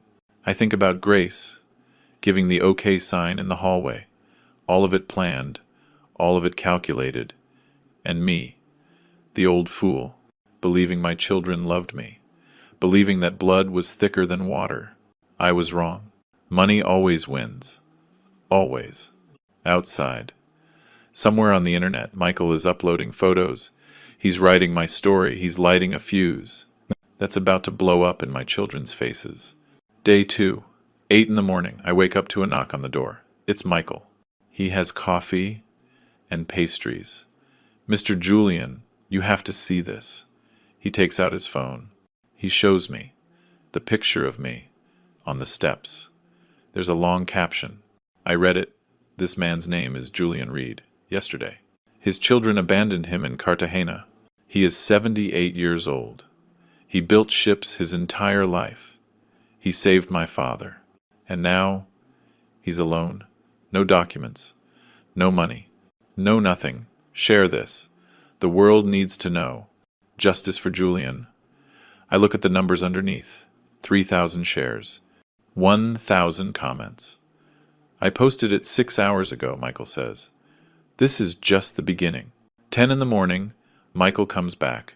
Mr. Julian. Look, the number now says 50,000 shares. 50,000. I don't understand what that means. Michael explains. 50,000 people have shared your story. There are comments from the US, Colombia, Argentina, Spain. They are all furious. He shows me some comments. How could they do that to their own father? My children are my life. I don't understand these people. May they rot in hell. Where are they? Name them. Michael smiles. I haven't named them yet, but if they don't respond, I will. I don't know how to feel. Relieved, ashamed, vengeful, all of it at once. Noon. Elena runs into the hotel. Julian, you're on the news. She's holding a Colombian newspaper. Front page. My picture. The headline. Cruise ship scandal. American elder abandoned by his family. I read the article. It tells the whole story. The abandonment. The system, with no record of my name. Elena, as the witness. Michael, as the photographer who exposed it. The article ends. Colombian and American authorities are investigating. The Star of the Caribbean cruise line has not issued a statement. Elena hugs me. You're not alone anymore. The whole country is with you. I look at the picture in the paper. I look so old, so tired, so broken, but not invisible anymore. Now, the world sees me. 2 in the afternoon. A TV crew arrives at the hotel. A local news affiliate. They want to interview Elena. She agrees. They put makeup on her. Quickly. Set up lights. A camera. Can you tell us exactly what you saw? Elena takes a deep breath. I saw everything. I saw when the daughter, supposedly, went to the bathroom. I saw when Mr. Reed looked for her, desperate. I saw when we ran to the port. The daughter knew what she was doing. This was premeditated, planned, cruel. She shows them the pictures on her phone. The reporter films them. Why do you think they did it? Elena looks at me. Money. It's always about money. The interview airs on the evening news. 5 million people see it. 3 in the afternoon. On the ship, Marcus is in his suite. His phone is vibrating. A notification. Another. 50 notifications. He opens it. He sees the photo. He reads the caption. All the color drains from his face. Grace. We have a problem. Grace is in the bathroom, putting on makeup. What problem? She comes out. She sees the phone. Shit. She reads it. Quickly. She sees the numbers. 500,000 shares. Now. How did they find out? Marcus is shaking. I don't know. Someone saw him. Someone took pictures. Grace paces. We should have done it in Panama, not Cartagena. Cartagena has too many tourists. Marcus sits on the bed. What do we do now? Grace thinks. Deny it. It was a misunderstanding. He wandered off. We were looking for him. 3:30. Sarah runs into Marcus's suite. Did you see this? She has her phone in her hand. Tears in her eyes. Not tears of sadness. Tears of panic. This can't be happening. They said there were no cameras at the port. They said it was safe. Grace shushes her. Keep your voice down. Mason is in the next room. But it's too late. Mason already heard. Ryan comes in next. He has a beer in his hand. Drunk. At 3:30 inches the afternoon. I told you this was crazy. But nobody listens to me. Ever. Nobody listens to me. He collapses on the sofa. We're screwed. Completely. Totally. Screwed. 4 in the afternoon. Captain Humberto Salazar gets a call from corporate. Captain, we have a situation. The internet is exploding with a story about a passenger abandoned in Cartagena. Do you know anything about this? Salazar feels the floor drop out from under him. I saw a man on the pier. But I thought. You thought what? That it would just resolve itself? Captain, the press is going to be waiting when you dock in Houston. And so is the Coast Guard. Be prepared. They hang up. Salazar sits down. His hands are shaking. He should have stopped the ship. He should have sent a boat. But Marcus had given him $500 to look the other way. $500 that were now going to cost him his career, his honor, everything. 5 in the afternoon. Salazar goes to cabin 412. He knocks. Marcus opens the door. Captain, what can I do for you? Salazar walks in, without an invitation. Mr. Reed, I need to talk to you about your father. Marcus tries to play innocent. My father? What about him? Don't play dumb. The whole world knows what you did. You abandoned him. Marcus switches tactics. He takes out his wallet. Captain, we can fix this. I can pay you more. Much more. Salazar looks at him with disgust. Not anymore. Put your money away. There's no fixing this. He storms out. In the hallway, he passes Mason. The boy's eyes are red. He's clutching his cell phone. $50 that I spent on souvenirs Sarah picked out.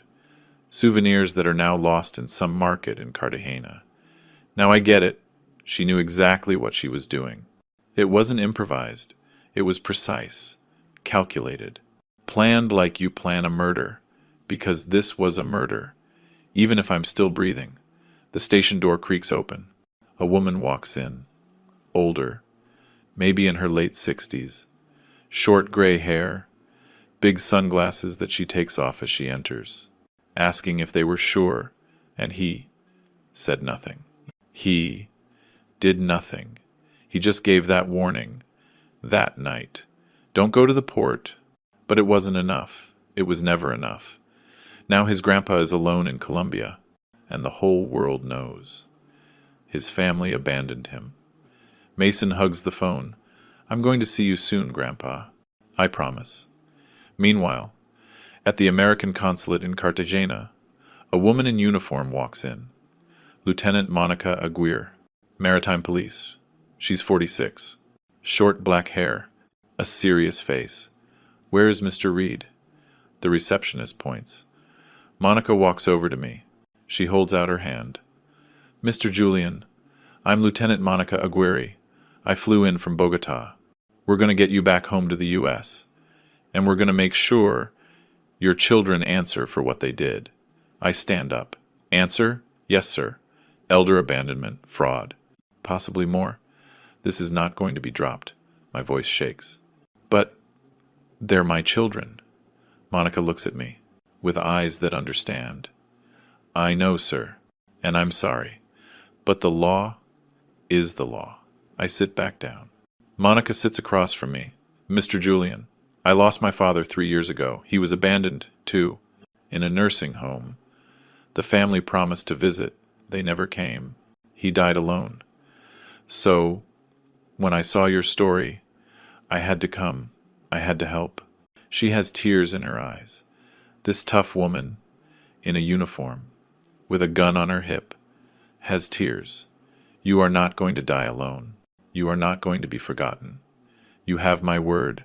And right there, with this uniformed woman in front of me, a 2 8-year-old photographer fighting for me, a Colombian widow defending me. I understood something. My voice. The voice my children tried to drown in the sea. The voice they thought no one would ever hear was being heard by millions, by an entire continent. And that voice was going to bring justice, even if it broke my heart in the process. Day 4, Houston International Airport. It's 2 in the afternoon when I get off the plane. Lieutenant Monica Aguirre is on my right. On my left is a young lawyer who offered to represent me for free. His name is Richard Maldonado. He's 32. He says his grandfather was also abandoned by his family. That's why I'm doing this, Mr. Julian. For my grandfather, who's gone. We walk out into the terminal, and they're there. Dozens of reporters, TV cameras, flashes, blinking me, microphones, stretching towards me like snakes. Mr. Julian, over here, Mr. Julian. One question. Monica holds up her hand. A brief statement, nothing more. A reporter from a local station yells the loudest. Mr. Julian, how does it feel to be back home? I take a deep breath. I look at the cameras. I feel like my wife has been avenged. The words land like a bomb. The reporters are silent for 1 second. Then they explode with more questions. What do you mean by that? Did your wife know something? But Monica is already moving me out of there. We walk fast towards the exit. Outside, there are more people, not press, regular people, with signs, justice for Julian, elders deserve respect. We're with you, Mr. Julian. An older woman comes up, crying. My son abandoned me too. Mr. Julian, thank you for speaking, for all of us. She hugs me. She smells like soap and tears. I don't know what to say. I just pat her on the back. We get into an official SUV. Monica drives. We're going straight to the port. The ship docks at 4. I look at the clock. 2 hours. In 2 hours, I see my children. I don't know if I'm ready. I'll never be ready. 4 in the afternoon. The port of Houston, the star of the Caribbean, is docking. It's huge from here. White, imposing, like a monster, returning after swallowing my life. There's more press, more police, a crowd of onlookers. The ship finishes docking. They lower the ramp. The first passengers start to come off. Happy tourists, tanned, with bags full of souvenirs. Then I see them. Marcus comes out first, gray suit, sunglasses that don't hide his pale face. Grace is behind him, a scarf over her head, huge sunglasses, trying to hide. Sarah comes next. No makeup, hair pulled back. She looks 10 years older. Ryan closes the line. He's staring at the ground. The 4 of them walk down the ramp. They see the crowd, the cameras, the police. They stop. Marcus looks to where I'm standing. Our eyes meet. He wants to say something, but he can't, because Mason comes running off the ship. My grandson sees me. He yells, "Grandpa!" He runs down the ramp. Grace tries to grab him. "Mason, no! Stay here!" But the boy is fast. He dodges her hand. He runs towards me. Marcus yells, "Mason, get back here!" He doesn't go back. He reaches me. He throws himself into my arms. He's heavier than I remember. He almost knocks me over. But I hold him. I hold him tight. He smells like kids' shampoo and tears. "I'm sorry, Grandpa. I'm sorry. I'm sorry. I'm sorry." He's sobbing into my shoulder. His whole little body is shaking. I knew, I heard them. And I didn't do anything. I couldn't do anything. I stroke his hair. It's soft. Like when he was a baby. It's not your fault, kiddo. It was never your fault. The cameras are filming us. The flashes are exploding. But I don't care. I have my grandson in my arms. And that's the only thing that matters right now. The only good thing left of my family. Mason clings to me. I'm not going with them. I don't want to go with them. It's okay. We'll figure it out. I look up. My children are 30 feet away, standing there like statues. Marcus has his hands in his pockets. Sarah is dabbing her eyes with a tissue. Ryan is staring at his shoes. Grace has her arms crossed. None of them come closer. None of them say anything. The cameras are on them. A reporter shouts, "Why did you do it?" Another, "Don't you have anything to say?" Marcus finally moves. He walks towards me, slowly, like he's walking to his own execution. He stops, 6 feet away. "Dad." His voice is shaking. "Dad." "I didn't. It was a misunderstanding." "We."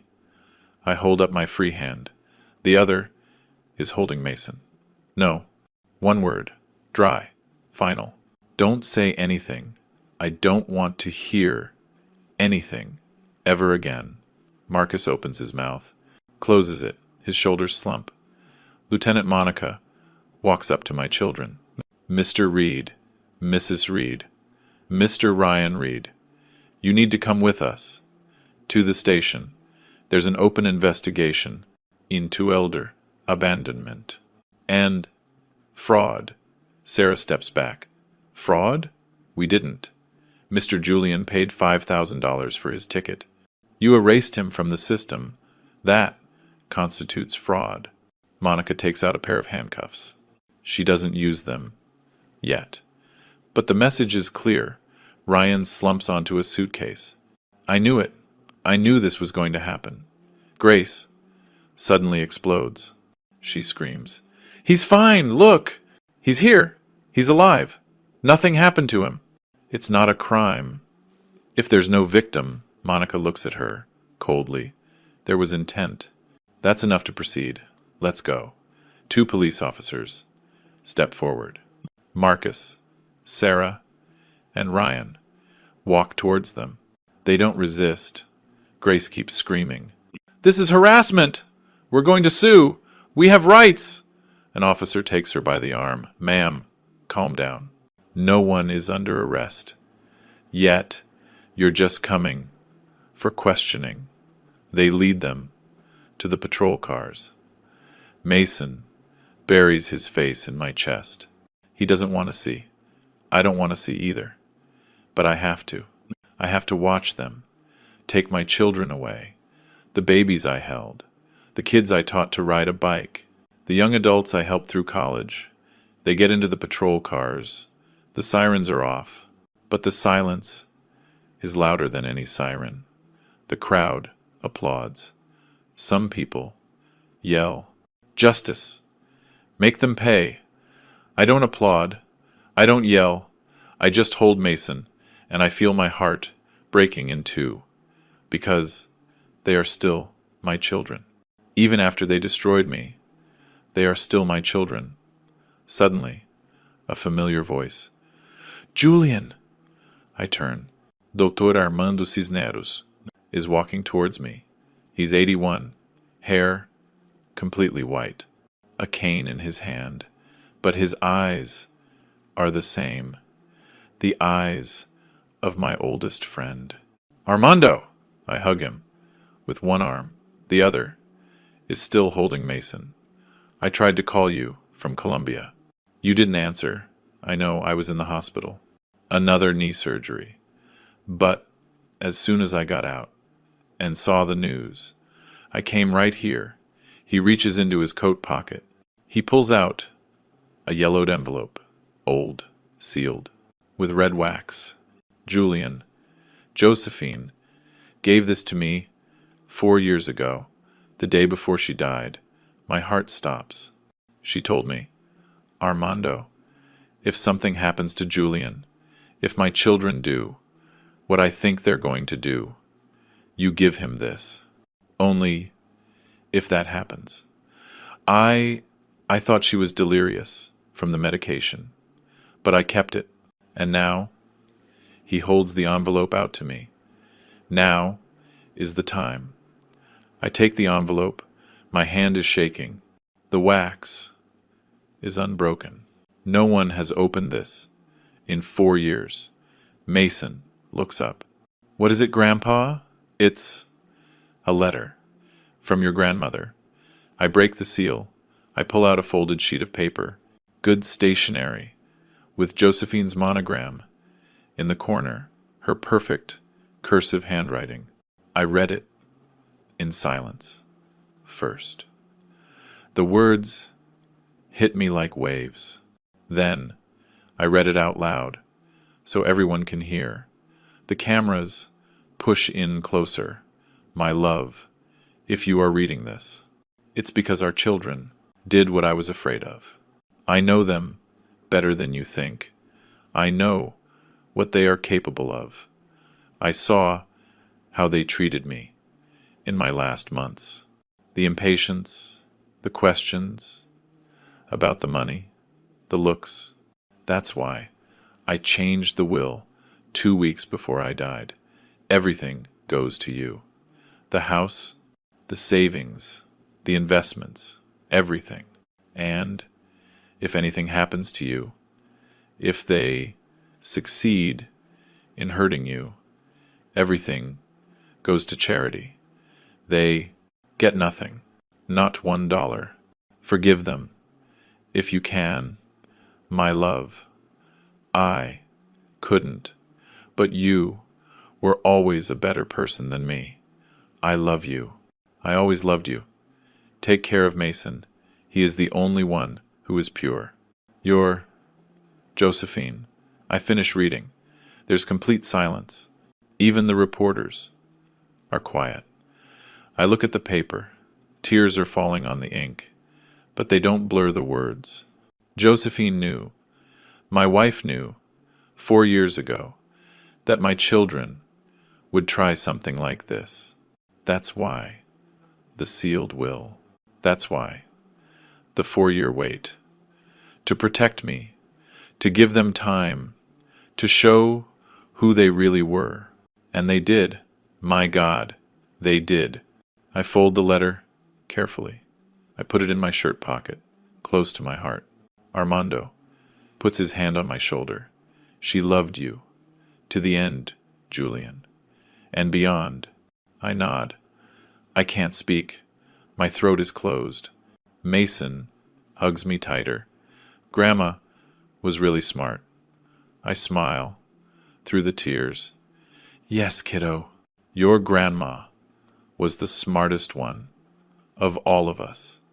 And right there, with that letter in my hands, with my dead wife's handwriting, protecting me from the grave, I understood. She took care of me even after she was gone. She protected me when I couldn't protect myself. My Josephine, my eternal Josephine. Richard, my lawyer, comes over. Mr. Julian, this letter changes everything. With this, we can proceed. Not just for the abandonment, but for attempted probate fraud. This is proof of premeditation, going back years. The cameras are still rolling. A reporter shouts, Mr. Julian, are you going to press charges against your children? I look at Mason. I look at Armando. I look at the letter in my pocket. I look at the patrol cars, holding my children, and I tell the truth. I'm going to do what my wife would have wanted. I'm going to protect myself, and I'm going to protect my grandson. The rest, I'll let the law decide. Monica nods. Well said, Mr. Julian. We're going to make sure you get what you deserve. And they will get what they deserve.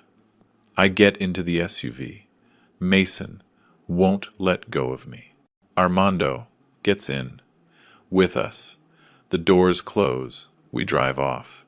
In the side mirror, I see the port getting smaller. I see the Star of the Caribbean. I see the crowd. I see the sea. And I think the sea took me.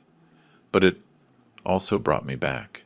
And now, with Josephine's blessing, from beyond, I'm going to rebuild what they tried to destroy.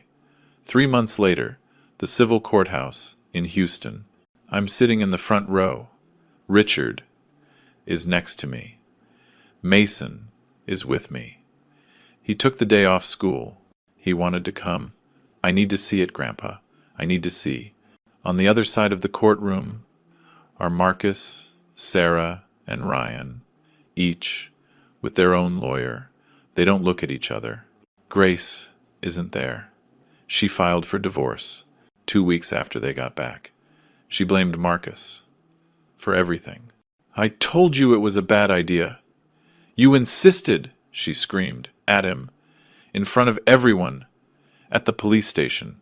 She took half of what little they had left. Marcus looks 10 years older, thin, dark circles under his eyes. Sarah has her hair pulled back in a simple ponytail, no makeup, a black dress. She looks like she's at a funeral. Maybe she is. Ryan is the only one who looks at me. His eyes are red. He's been sober for 3 weeks. He's in rehab. The judge enters. We all stand. Civil case. Number 247. Reed versus Reed. Please be seated. The judge reads the verdict. After reviewing all the evidence presented, this court finds that the defendants, Marcus Reed, Sarah Reed, and Ryan Reed, acted with premeditation in the abandonment of their father in a foreign territory, while there were no grievous physical injuries or death. There was considerable moral, psychological, and emotional damage. She pauses. She looks at my children. The attempted probate fraud has also been proven, thanks to the posthumous letter from Mrs. Josephine Reed. She looks at me. Mr. Julian Reed has waived any claim to his children's inheritance. His statement was, "I don't want their money. I want my peace." However, he has filed for damages. The judge hits the gavel. This court grants a judgment of $100,000 to be paid by the 3 defendants. They have 6 months to pay. Case closed. The gavel sounds again. It's over.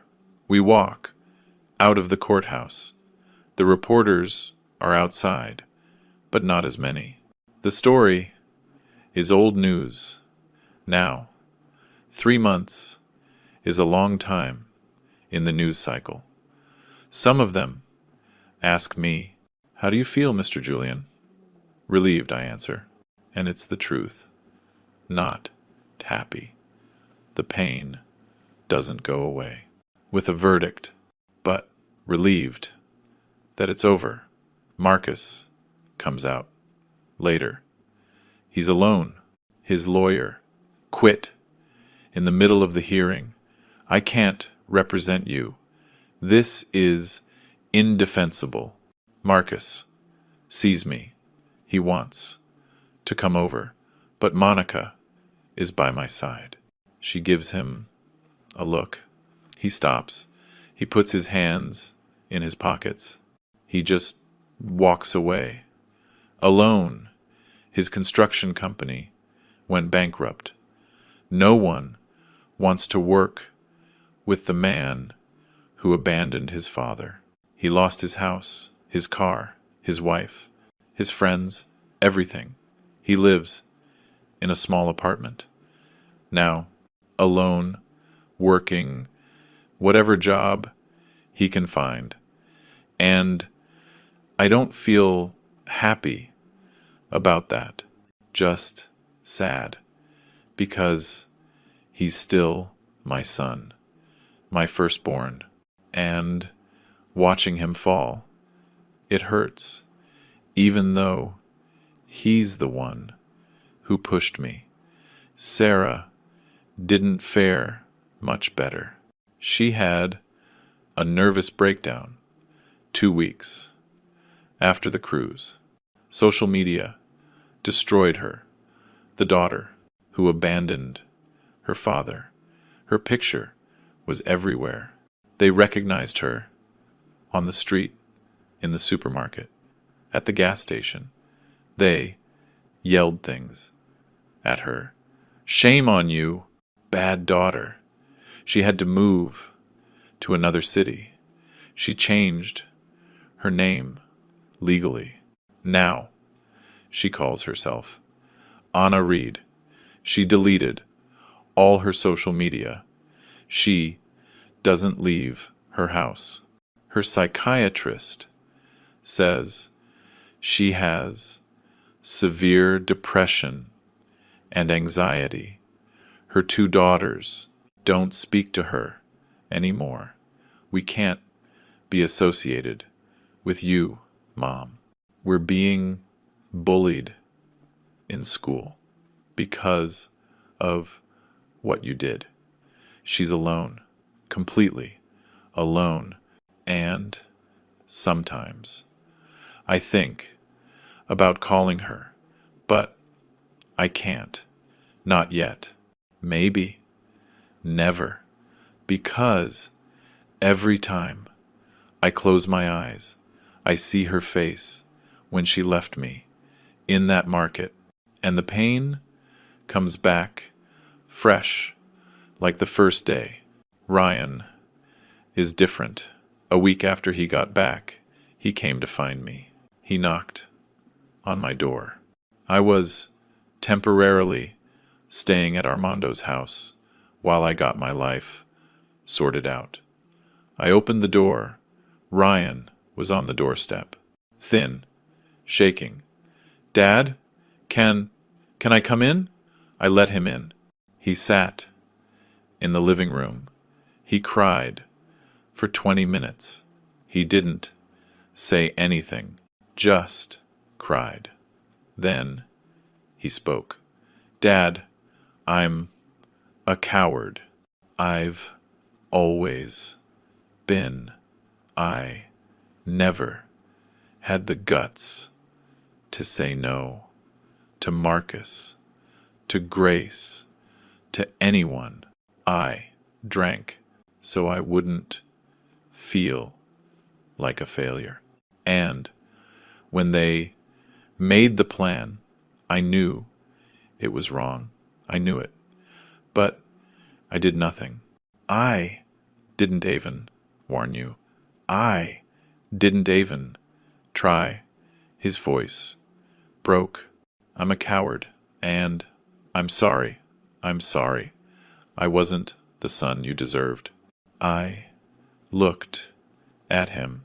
I saw the chubby kid who got bullied, the teenager who hid behind bottles, the broken man in front of me, and I said, Ryan, you can still change.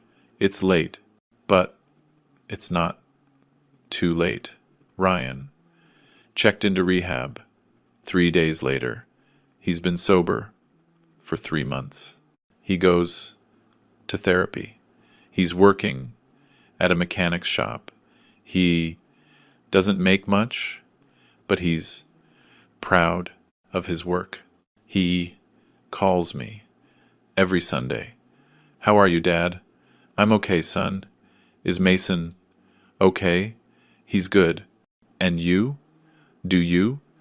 Do you think you could ever forgive me? I don't know, Ryan, but I respect you for trying. It's not forgiveness. Not yet, but it's something. Mason lives with me. Now, legally, they have shared custody. 1 week with Marcus. 1 week with me. But after the first month, Mason told me, Grandpa, can I just stay with you always? I talked to Marcus. Your son needs you, but he needs stability, peace. Marcus, defeated, agreed, take him. I don't know how to be a father anymore. And so, Mason stayed with me. I feel safe. With you, Grandpa. Those words are worth more than all the money in the world. Captain Humberto Salazar paid his price. 2. The cruise line's investigation proved that he saw my abandonment and did nothing worse. They found the $500 deposit Marcus had made, bribery, and gross negligence. They fired him. 30 years of his career gone. A month later, he showed up at my door. Mr. Julian, I know I have no right, but please forgive me. I looked at him. I saw a broken man, like I had been. Captain, I'm not the one you need to ask for forgiveness. It's your mirror. It's your conscience. I can't help you with that. He nodded. He left, I heard later. He's working on a fishing boat, now small, making a tenth of what he used to. His wife left him. His adult children won't speak to him. The sea took everything from him, just like it almost took everything from me. But I was lucky. I had people who helped me. He didn't. Elena, my Colombian angel, ended up moving to Houston. I have nothing left in Colombia. My husband is gone. My children are in the States. Why not start over here? She bought a small house 3 blocks from mine. Every Sunday we have lunch together. She cooks. She makes a home-cooked meal that reminds me life still has flavor. We're 2 survivors. Julian, she tells me, the sea tried to drown us, but here we are. Sometimes I think Josephine sent Elena to me. That from up there she saw everything and said, my love needs help. Send someone. And Elena showed up with her pink phone case, with her enormous heart, with her compassion that saved me. It's not romance. We're both too old and too tired for that. It's something better. It's true friendship, the kind that doesn't need words to understand. Michael Ramirez came to visit last month. He brought his girlfriend, a nice girl, studying to be a doctor. Mr. Julian, did you know your story was seen by 40 million people? 40 million? He showed me the numbers on his phone, shares, views, comments from the US, Colombia, Argentina, Spain, all over the world. Your story changed the conversation, Mr. Julian. People are talking more about elder abandonment. There are new laws being proposed, campaigns, all because you spoke up. I smiled. It doesn't matter, Michael. What matters is that Mason is okay, that he's safe, that he knows his grandpa loves him. The rest is just noise. Michael hugged me. My dad would be so proud of you, of what you did for me, of everything. I cried on the shoulder of that 8-year-old kid who saved my life with a picture, with a story, with his loyalty to his father's memory. I bought a little house on the beach, small, 2 bedrooms, tiny kitchen, but it has a view of the sea, and it has peace. That's all I need now. Peace. Mason and I spend the weekends. There, I'm teaching him how to fish, just like I taught his uncles and his aunt when they were kids. I'm teaching him how to fix small engines, how to sand wood, how to weld. These are a man's skills, Mason.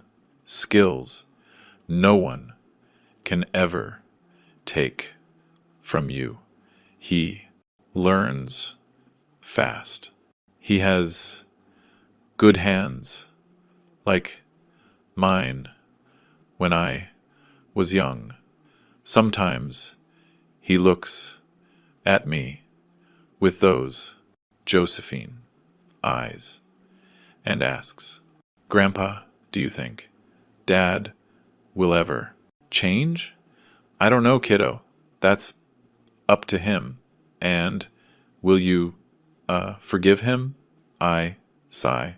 "Maybe, someday, when it hurts less. And it's the truth. Maybe, someday, but not today. Today, it still hurts too much. Today, I still see that ship sailing away every time I close my eyes. You know what I learned in all this, that the sea always gives back what is yours. Sometimes it takes days, sometimes months, sometimes years, but it always comes back.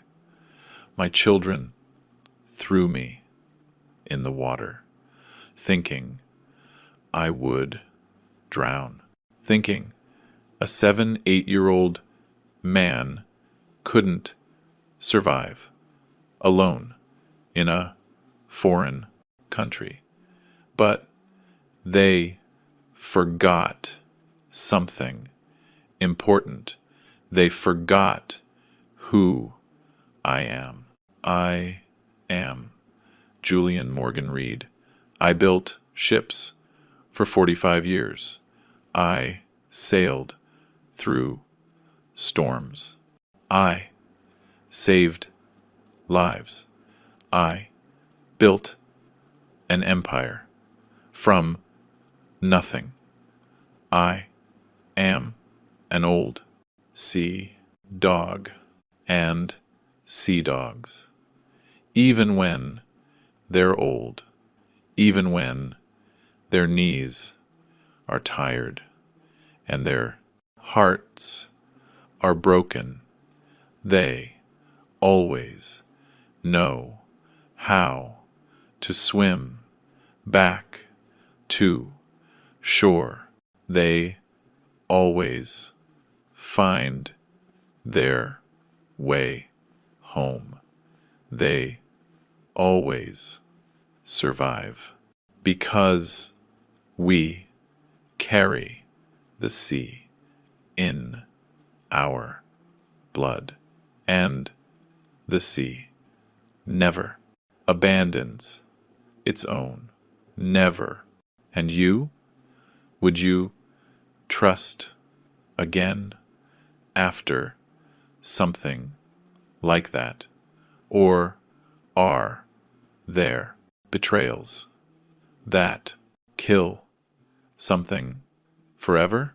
How would you forgive the one who gave you life if that person left you for dead? If this story touched your heart, leave me a comment down below. Tell me, what would you do in my place? Like, share with someone who needs to hear this.